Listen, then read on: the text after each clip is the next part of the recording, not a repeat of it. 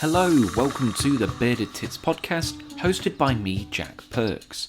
Professionally, I'm a wildlife cameraman, but I dabble in podcasting, and each Tuesday we release an episode as I have a chat with scientists, artists, filmmakers, and passionate people all about nature in a light-hearted and certainly not serious way.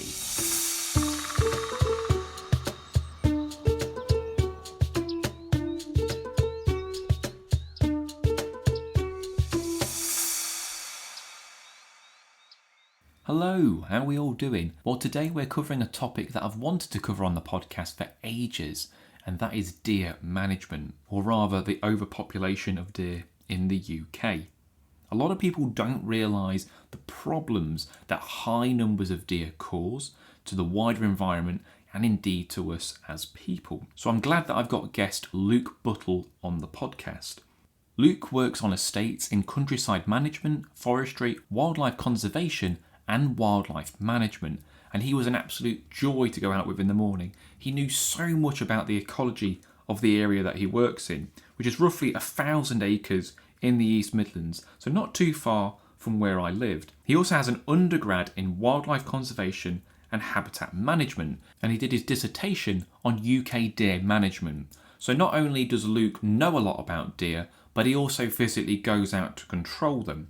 So I will warn listeners, if people are a little bit sensitive, we do shoot deer in this podcast, but we talk about the aspects of why it's important to control these deer, what happens if you don't control these deer, what are the practices that go into it to make sure that it is humane that when you do it, and what happens to that meat afterwards. So we cover a wide range of things on this topic. I've never been around an animal shop before, so it was quite an interesting process. I used to shoot when I was younger, actually. I used to do clay pigeon and an air rifle, but obviously Luke's got a proper gun. But it was really interesting to kind of see all these aspects of it. So, here's our chat. Well, welcome to the podcast, Luke. Thank you for having me. So, where are we today?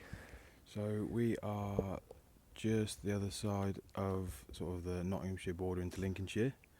And today we're sort of having a little look around a mature woodland surrounded by a large arable crop in the search of potentially some fallow deer.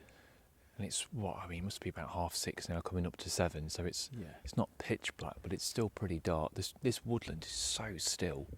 Can't hear, apart from the odd tawny making a bit of a hoot, can't hear anything, can you? No, it's a lovely morning, so not really any wind. Sort of that blue hour, just as the lights are starting to come up.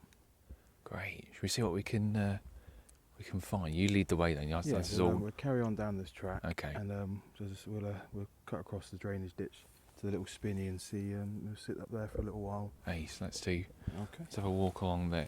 What's your background then? Like, how have you got to do this? Basically, how does one end up doing this? I've been sort of stalking deer for over a decade now. Okay. But actually sort of managing areas of land with deer on it for sort of roughly 5 or so years.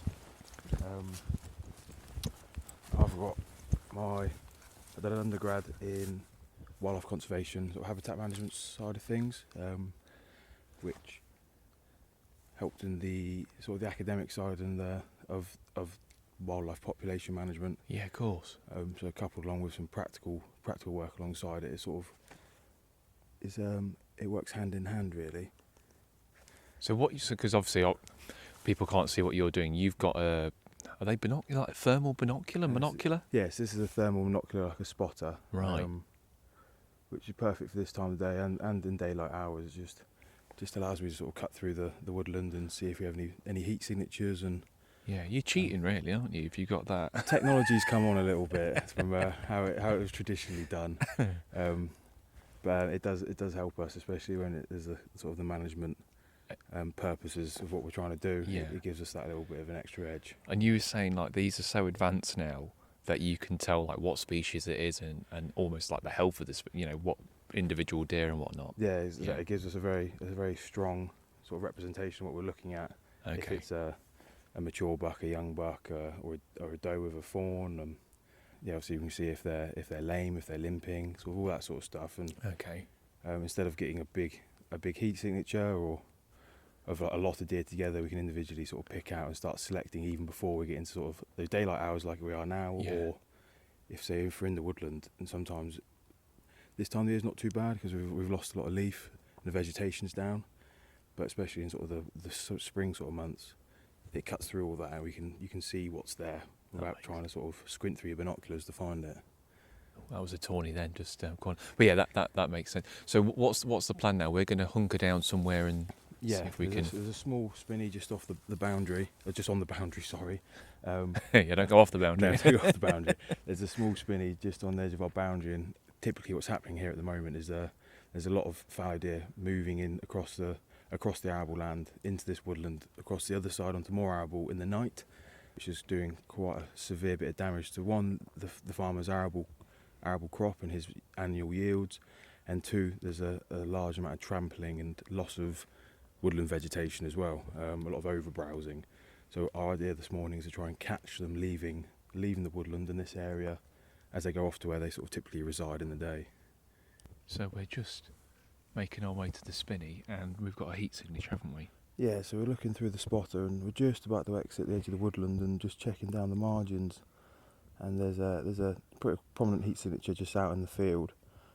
And say sort of from there in the land, it's about 180 metres off. And yeah, I would definitely like to say it's a muntjac, because if we scan across, we have two hares Oh sat yeah, in the field. I see them. Yeah. And so if you sort of gauge, okay, that's probably a bit further, about 220, but the size comparison, so it's just tucked its head down, that has the feed. As it brings its head back up. That's right. Yeah. So you can see it sort of probably facing away from us, moving its way down the margin there. So perhaps, unsurprisingly, we've found some fallow pretty Pretty quickly. So we've got a group there of approximately sort of 15 or so. And you know they're fallow because there's a group of them. It's not there's a group of them, so there's not really any row around here. Okay. They're quite often solitary or a couple of does together with their kids. But yeah, by the size of them and looking at the range through my spotter, so they're about 340 at the moment, 340 yards. And how close do you need to be to take a shot? Ideally, well, from where they are, there's a nice safe backstop behind them. If we can get around in the woodland fairly sharpish and I can get down the bipod, sort of a couple hundred metres, we can get a nice humane shot, especially today there's virtually no wind. Yeah.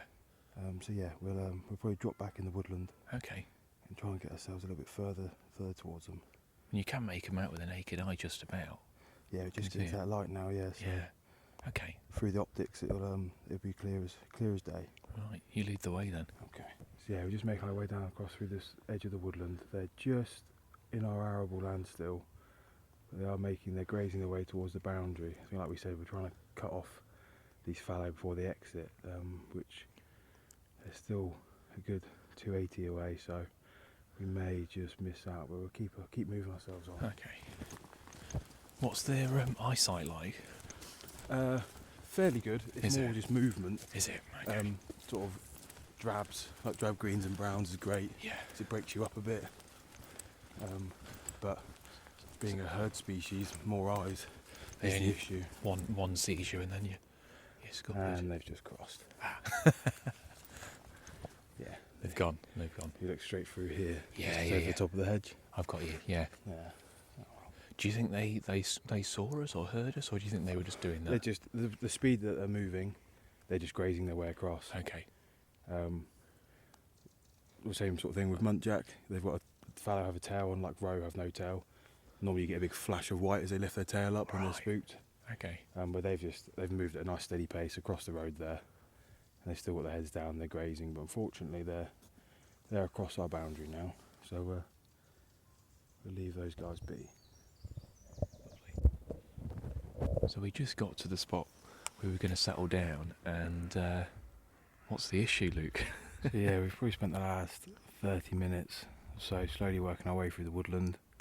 Come across again a couple of muntjac and some hares and bits and pieces. Yeah, we've just got down to sort of the bottom edge of the woodland and to a nice flat bit of arable where in the daylight hours the fallow tend to like, and we have two people out walking their dogs on an area which hasn't got a footpath through, which, yeah, obviously their noise and their presence and their wind one, going to more than likely spook the deer, and two, from a safety point of view. Yeah, of course. Yeah.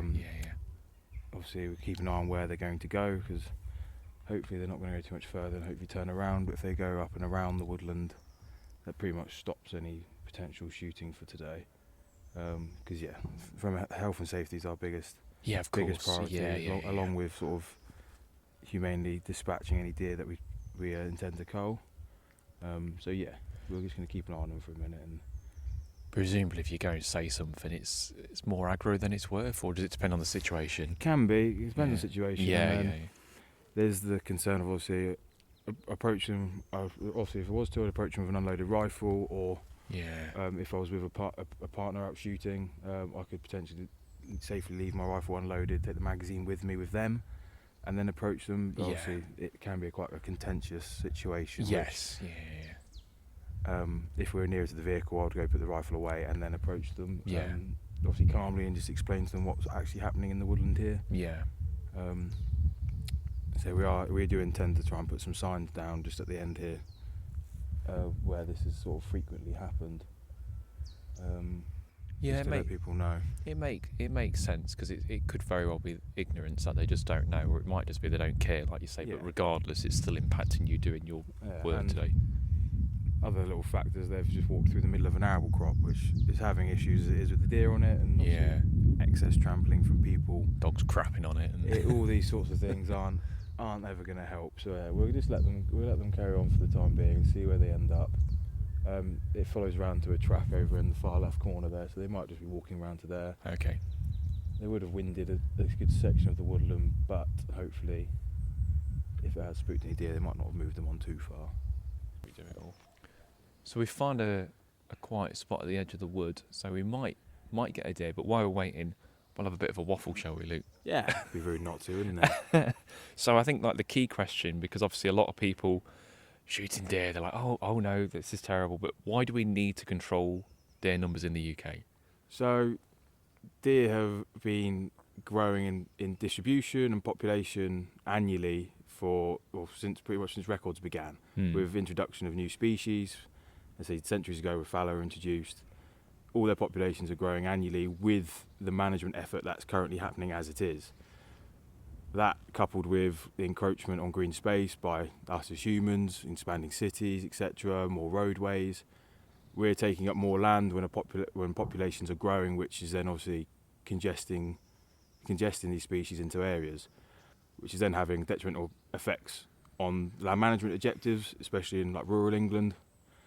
So, for instance, where we are here, the main management purpose around here is, one, crop protection for the landowner, and two, we are in a very mature, well-established woodland, which seasonally we should see a nice variety of ground flora.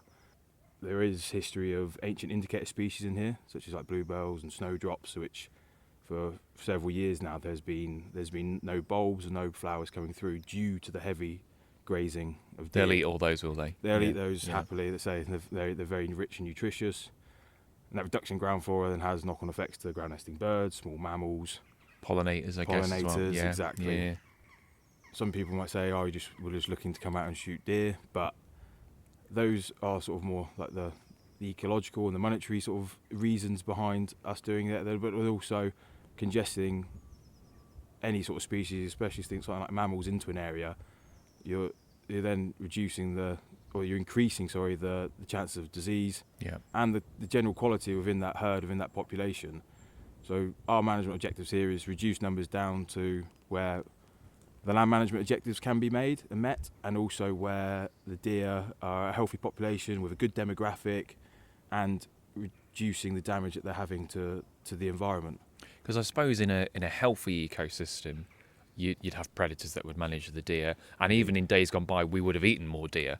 Whereas you fast forward to now, there's no large land predators to control deer, and we just don't eat deer like we used to. So those numbers are going to be unnaturally high. Yeah, exactly. Sort of venison is seen as sort of maybe something you might see in the restaurants, or as a very high-priced meat in the shops. Bloody nice, though. I love venison. That's one of the perks of the job. Yeah, definitely. It's one of the perks of the job. So, but yeah, you could preach all day about the quality of the meats, obviously being wild, less stress, no antibiotics.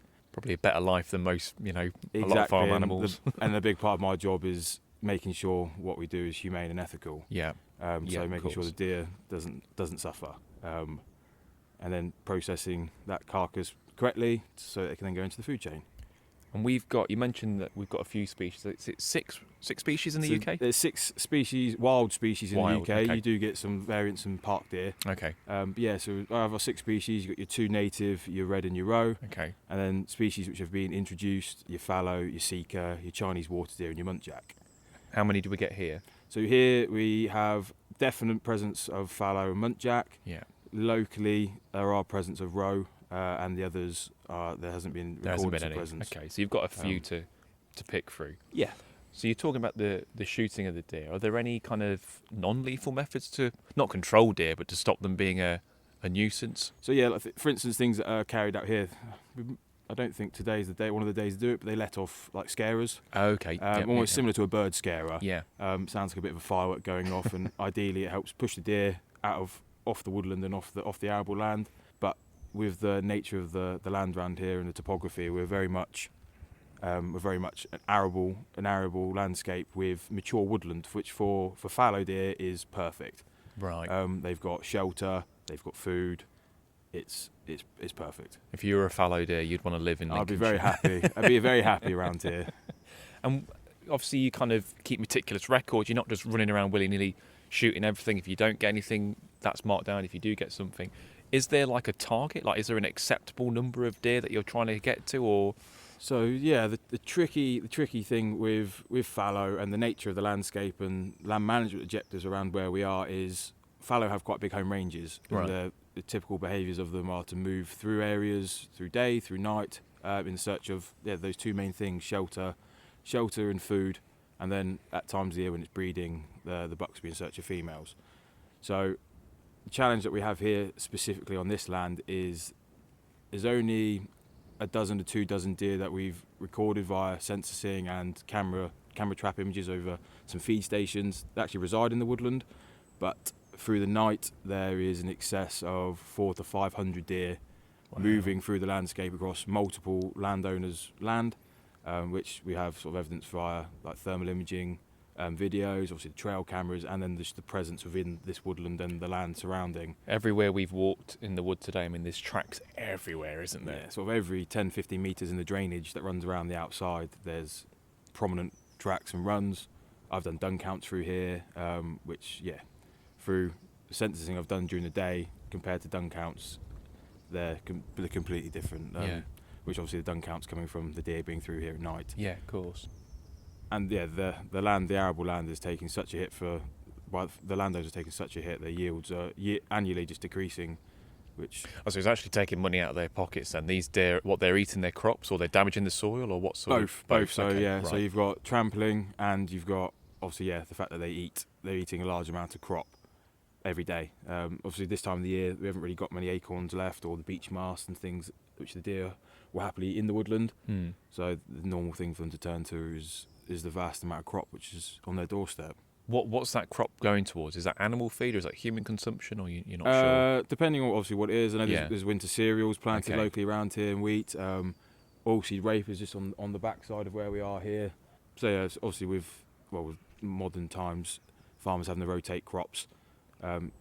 It varies. Even say there's some grass silage ground around here. Again, it still affects the yields. So in extreme cases, then, would that drive up prices and things, or that's going to make it harder for the farmers because they're getting less? As we know, through pretty much every industry at the moment, prices of, say, for the farmer, fertilisers and fuel costs, vehicle costs, everything are going up. Insurance costs, yes, running alongside that, the price of wheat and everything's going up, so that does help. But when they're losing that yield, and when you have 500-600 deer coming through eating between 2 and sort of 4 kilos a day, it soon adds up. Yeah, it's not going to take long for them to do it. And you were saying as well that it's not just, see some deer, bang, bang. You're much more selective than that. Yeah, so even though there's a vast numbers of deer here, our objective is to leave a well-balanced demographic in the population. So we look to sort of take a good selection of age groups through both sexes. So we need to make sure we're leaving like some nice, healthy breeding males, healthy breeding females, and yeah, just a nice split demographic. Not too much of one, not too much of the other. Yeah, that makes sense. And I guess one of the important things, or one of the good things about it, is that this meat isn't just being chucked in a ditch, is it? It's going to use. No, of course. As I said, venison it's a beautiful resource. It's a sustainable resource, which managed correctly we can utilise for a long time. And so yeah, we make sure that everything that is of fit use goes into the food chain. So all the guys here, we have something called your DSC 1, Deer Stalking Certificate 1, Deer Stalking Certificate 2, which is part of you have to be able to successfully cull an animal safely, Gralakit, which is taking the guts out, and then inspecting that. So checking like the lymph nodes and the main organs just to make sure there's no signs of parasite or infection. Or that must be a pretty messy job. You're not bothered? No, not too bothered. Gloves. Yeah. Gloves and plenty of water. You're not just diving in. No, exactly. Okay. So yeah, that's one of the biggest parts of what we need to do is making sure, and then from there, making sure it goes into the larder in the chiller as quick as it can, cooling the carcass down correctly. Right. And then either from there, it will go off to the game dealer, or we can either break it down ourselves and turn it into steaks and sausages and burgers and mince. Any recipe you recommend? Anything you really like with your venison? My go-to is a venison Wellington. Oh, okay. So like a loin of fallow into your traditional beef Wellington, but with venison. Yeah. Oh, I should have had breakfast this morning. Now I'm just thinking of that. It's a Sunday as well, so I know. Yeah, that'd go down pretty well. Cards. One of the things we've not talked about is obviously there's deer damaging woodlands, and you've talked about crops, but they're also responsible for people dying in that, and people might go, what? But road accidents, because there's this high number of deer. I think I was reading up on it, the quoted is about 20 people a year. Although you said it might be higher than that, actually. I think my undergrad, my dissertation on deer in the UK and how it's managed and the effects it's having. Yeah. And annually it's increasing rapidly. As we said, we're reducing the space they can live in, and they're increasing in numbers. And encroaching on this space is with the increase of roads as well. So yeah, road traffic collisions not only are taking lives, obviously they're costing a lot of money for the individuals that are involved, and often the deer aren't killed either. Quite often they're maimed, and so not great for them either. No. Like for instance, there's a buck on here which has evaded me several times at the moment, who's missing the lower half of his back left leg. I would suspect it's from a road collision. Yeah. But every time I've seen him, he's either been on the boundary or I've lost light, or it's just wily. He's wily, but he's an individual which he looks fit and healthy, but it's sort of the animals that we'd look to sort of cull. You want to remove them? Yeah, because obviously from a distance I can't tell if he's got infection in there or things like that. Yeah. It's interesting, like I mean, we both live near the A1. I mean, the A1's littered with deer. You go along, there's muntjacks on there, and they might see the odd fallow or roe. So you do see this all over the time when you're driving along. It's just absolutely everywhere along it. Yeah, and so that the A1 is just sort of seems to be the barrier at the moment for fallow over this side into sort of Lincolnshire area, which I don't think it would be long before they move their distribution. No. Once enough numbers get across and can establish a healthy population.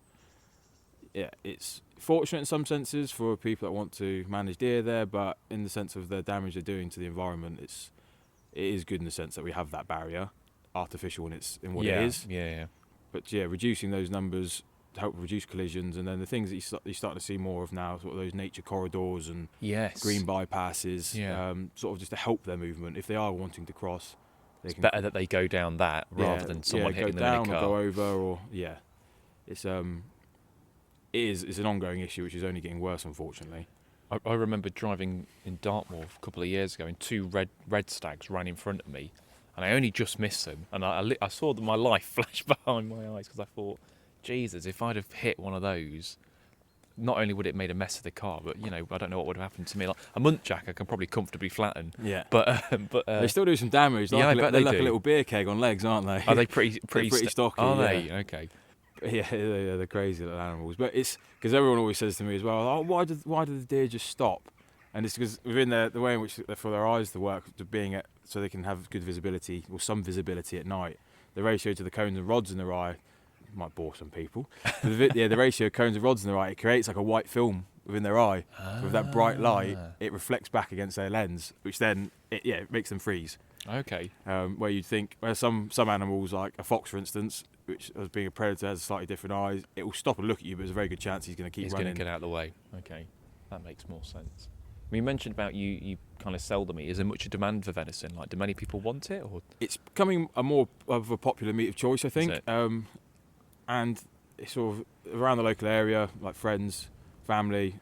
Once people, I think, get the taste of it and they realise the quality, and they can notice the quality in the meat, word spreads, and yeah, it is getting more popular, which is brilliant, because in the day, so we don't do this for monetary purposes. I think I mentioned No. to you, this isn't you on a jolly, is it? You're not No. like, unless you're not. We're coming out to do a job, Yeah, but yeah, in a yeah. sense of our like reclaim back of for equipment and a little bit of time is that venison sale to the game dealer and stuff. But we're not here to bring clients out who might shoot a deer or who want to shoot a big buck Yeah. or things like that. That's not our purpose here. We're trying to do a job for the landowner and for the environment, because it is unfortunately taking a bit of a hit. Yeah, no, definitely. It does have a huge factor on that. Are there any advantages to eating venison? Is there anything that venison has that maybe more kind of shop bought meats don't? So yeah, obviously a lot of people compare it to like your red meats, like your beef. It's lower in fat, lower in cholesterol, higher in protein per 100 grams, and being a wild animal that hasn't had the stresses of being farmed, it hasn't had antibiotics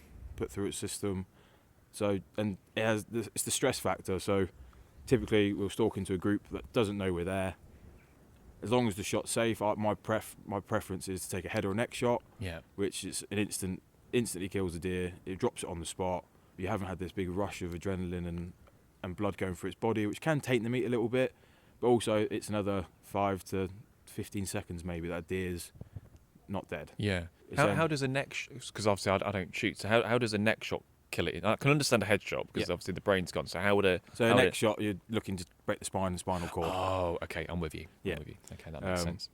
So it's always making sure that it's a safe shot. You've got a nice solid backstop behind, and obviously spending a lot of time around deer, you understand their behaviour and their ecology, and it's understanding what their likely actions are. If they're down grazing and they bring their head up, they're likely going to drop their head back down to graze again. So in that instance, you might give them a little whistle or a bark just so they freeze for long enough to take a safe shot. Got you. And there's less chance, for instance, of heads being crossed there is the torso being a lot bigger. If you've got a group of deer, you don't want to kind of injure one behind, or the bullet will makes sense. will pass through, and you've got the chance of wounding a deer instead of killing a deer. So if people want to source venison, what's the best thing to do? Like a farm shop, or like, 'cause I don't know where you'd find the right farm shop, or say around the area. Say ourselves at Vale Field and Game. Okay. Based in just outside Long Clawson. Yeah. We have a good supply of venison all the time. Yeah. Obviously from what we're doing here, and I would say if you try to find a good farm shop or someone who manages deer and has the right facilities to process it, that's your best bet. Because unfortunately, a majority of the stuff in supermarkets is likely to be farmed. Yeah, they're not. Which it's still a nice source of meat. It's a good quality meat. But I say the comparison to farm meat and to wild meat is it's second. There's so much difference between them. It's you should find out for yourself. I'd say it's beautiful, and we try and sort of advertise our venison as what it is. So if it is a fallow loin steak, or if it is a muntjac diced, because each species has its own unique flavour, unique grain of meat. It's not as easy as just saying venison is venison. Each of those 6 deer is going to have its own. Each flavour, which is then each person's palate will be acquired to that. So it's just trying to get the awareness out there more that it is a very good source of meat, and it is available. And there's more game butchers now, isn't there? So I suppose if you're struggling, presumably try and find a game butcher or something like that as well, and they might have more options for that. We've been trying to approach a few butchers, I say, because you are seeing more again the traditional butchers that have game and have beast and stuff hung up in the windows and stuff, which I know it can be contentious and everyone is entitled to their opinion, but it is, for some people, it is their way of life.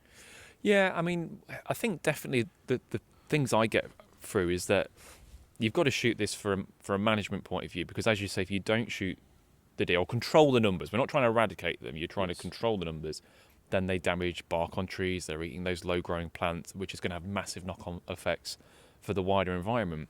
And the amazing thing is that you can then also not waste that meat, and you can make use of it. So for me, it's all positives. It's not very good to feel the deer being shot, but apart from No. that, And again, apart from that, it's all positives. it's not their fault. Obviously, they weren't. No, They didn't get no. asked to be brought to the UK. They weren't. Yeah, Is that a muntjac in that top?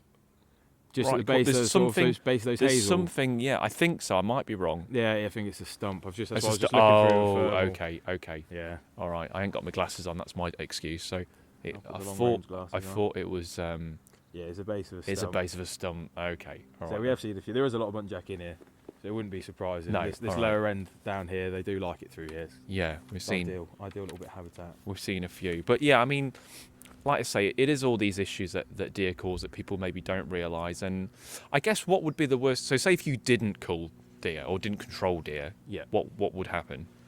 So, unfortunately, they'd get into a point where competition between themselves would start to force increase of disease, Yeah. starvation. There was a project done a while ago on a farm, but they tried not to call it a farm, in Holland, Okay. where they released deer and other species such as like bison, etc. Okay. To try and run an experiment that you could leave these species to inhabit an area, they'll rewild it, and they'll manage themselves. Yeah. They'll manage their own populations. And unfortunately, within sort of I think it was about 3 to 5 years of the project, obviously with those individuals having young, there was a reduction in natural mortality because they were fenced in and they had all this woodland stuff as feed. The starvation rates were pretty astronomical, and it was ended up being quite severe in the sense of a lot of animals died through starvation, and a lot of animals had to be culled. Right. So there wasn't that regulation in the population like they thought there would be. Exactly the same sort of thing would happen. We're limited to the amount of green space where these animals can live, and that is becoming increasingly limited. So It's a finite resource. yes, Yeah. indeed it is. Yeah, makes sense. Well, should we go see if we can find some more deer? Yeah, so we'll carry on around this woodland edge, and so we've got about 70 acres here in mature woodland, and we'll come up the other side where our wind hasn't been yet. So we'll see if maybe something's bedded down after having a morning feed. And Sounds- see what we can do. Sounds good to me. That make it move. See, through the thermal, it looks like a deer that's bedded down. They sat down. Yeah. But you can't see it through the scope at the minute. It's through a big patch of dense bramble. I see that the thermal will cut through that, but I suppose you need to be 100% before you take the shot, of don't course, you? always, need the idea.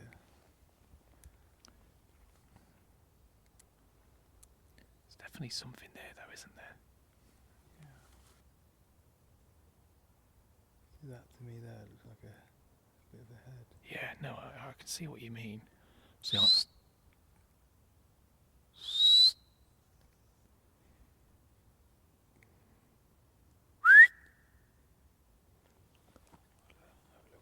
yeah, okay. We'll go a bit closer, shall we?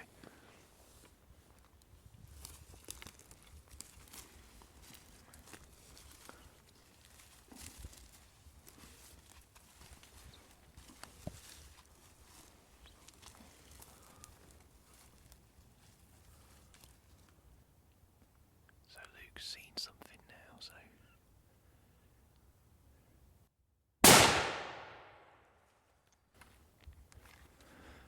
So that was muntjac. That was a muntjac. So we're sort of coming to the end of our stalk now, around the wood, and there is a large population of muntjac in here. They aren't doing the sort of severe damage that the fallow are doing, but they still do browse on the ground floor in the woodland, and You were saying they do like the belly thing with... yeah, like young tree saplings. They walk belly onto them, and so that sort of folds them down almost, and they nip the top off, and they'll take the buds off, and then that's the end of the sapling, really. Did you get that one? Yeah. Oh, you got him? Yeah, Oh, yeah. right, okay. I was expecting you to jump up and be like... No. Well, you were saying earlier, people might think it's easy for you to be like, oh, he must hate deer. But you... Opposite. Opposite, complete opposite.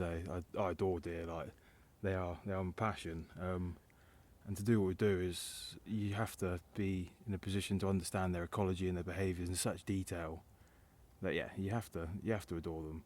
They're a beautiful animal, and Yeah. the big part of what we're doing is for the best of the population. Yeah.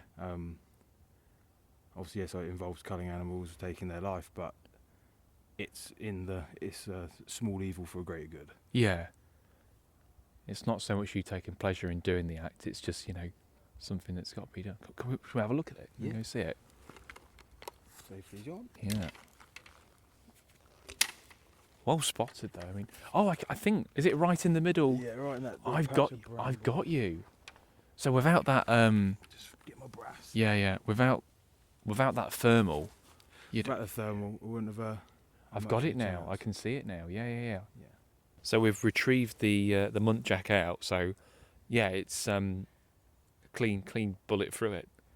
Yeah, so she was fairly close. So we walked into her and she was bedded down. That's why it was a bit tough to work out what she was, if she was a muntjac or a fallow.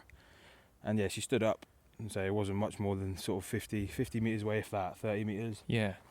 And yeah, I was comfortable taking a headshot with her, which a smaller animal as well. We try and sort of save as much meat as possible. Yeah. So that's pretty much zero meat wastage on that. And yeah, it's a nice clean kill, which is the main thing. Yeah, definitely. It's amazing seeing it close up like that. But yeah, it's an instant. So when that bullet hits, it's gone. Is it pretty much like there's not? It's instant. So the type of bullet I'm using there, it's a home load. Right. So it's a 120 grain bullet, soft point, which the whole point of the soft point is as it makes contact, it mushrooms out and creates a big wound channel. Right. But obviously, shooting them as we have with a headshot, anything is going to be terminal pretty much instantly. That is crazy. Yeah, it's just the first time I've ever seen that before. But like we were saying earlier, it's part and parcel of the management of the woodlands. Well, thanks for chatting, Luke, because it's been really interesting finding out about deer management. It's not the sort of thing that I'd normally do on a Sunday morning. No, thank you. So thank you for coming out. So we've had it's a lovely time of the year to be out. It always is in the British countryside. It's one of the big pluses. We're out here to do a job. It's also out here to enjoy what we have. Well, I think one of the things I've noticed about you, which is really nice, is that you've got a lot of interest in the wildlife. And I think that if you look at the shooting community and the wildlife community, they've got a lot more in common than they haven't. Obviously, it's different approaches, of course. Yes. But, like you've been walking along, we've been noticing green woodpecker and all those different sounds, and it's been lovely to kind of, and the red kite nest, which I didn't know they nested locally. That was lovely to see. No, yeah, of course. So it's, like I said to you before, we are a management tool with a skill set that I know it can be frowned upon, but we do have a skill set which can help in wildlife conservation and wildlife management. Yeah.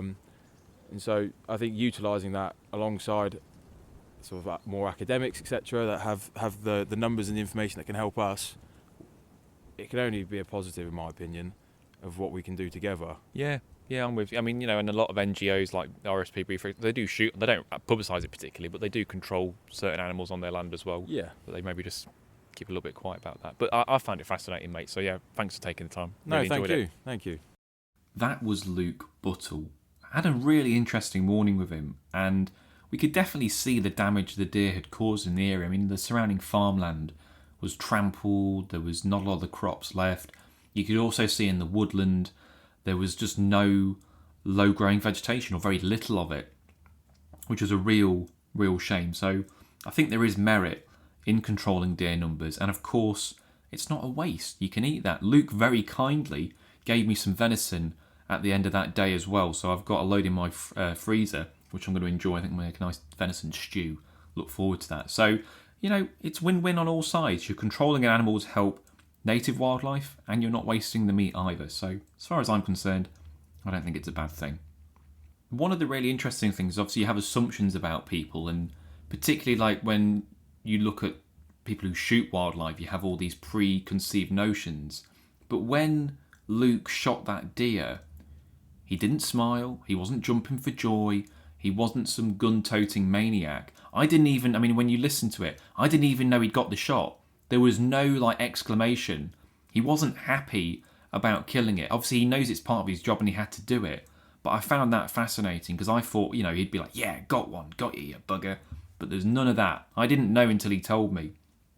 And it's all a quick process. As soon as the deer is shot, it was dead. I didn't want to describe it in detail because it is a bit gruesome, I'll admit. But there is no doubt in my mind that deer was dead on impact. I'll spare you the gory details, but it definitely was dead on impact. And then Luke guts it on site, grallicking, I think they call it, which again is not for the faint-hearted. But if you eat meat, you can hardly be squeamish about someone butchered an animal. How do you think that piece of lamb or that piece of steak gets on your plate?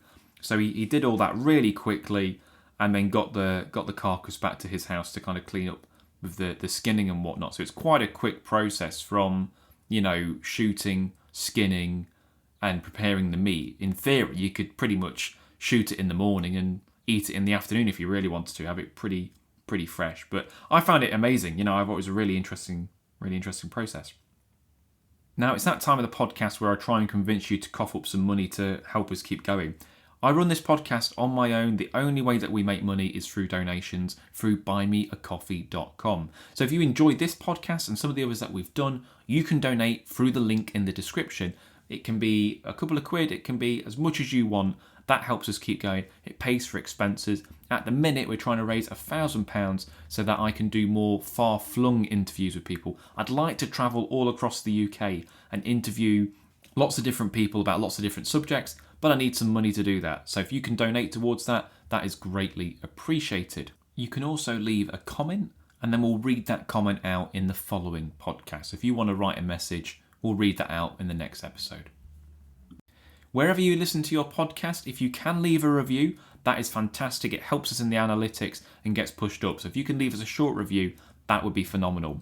If you want to follow us on social media, we're on Twitter @TitBearded, and on Facebook, we're the Bearded Tits Podcast. Now, next week, we've got Ash Whifflin on the podcast, and we're going to be talking all about beetles. She works for Edinburgh Museum, where she creates their beetle collection, but she's also massively into all kinds of weird and wonderful insects that we've got in the UK. So I can't wait to chat to her all about that.